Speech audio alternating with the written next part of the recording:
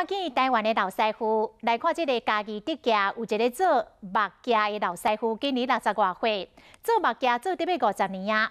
老师傅做木屐，坚持用手工，不用机器，因为手工做出来的木屐，唔那水嘛较用较袂害。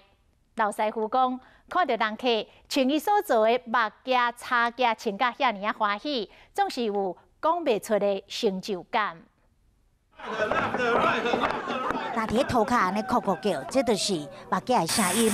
伊是何永条，是手工木屐的老师傅。伊讲要做这木屐上吊的，就是茶箍。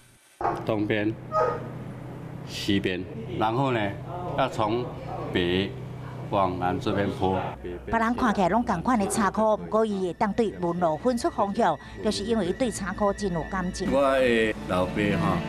以早就是做茶甲竹啊，我在这个家庭成长，所以对茶甲竹啊方面，我有非常的感情。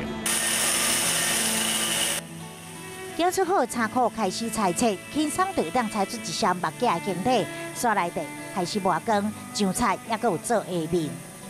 下面哦，要甲组合安尼，组合斜面安尼，看起来很简单啦，做起来就无简单啦。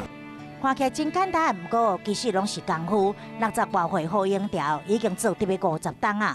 讲到这木屐，不少人拢认为讲是对日本流传出来，不过事实上呢，这历史上的记录，木屐上早出现伫中国。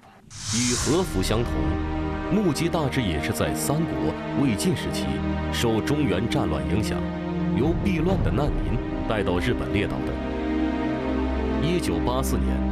安徽马鞍山朱然木出土的漆木屐，印证了这点。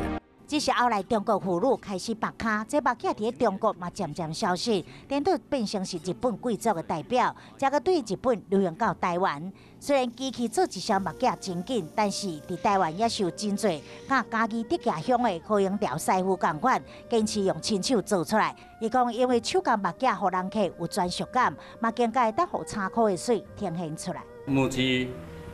事实上，它不是什么高科技，但是它有它的价值感。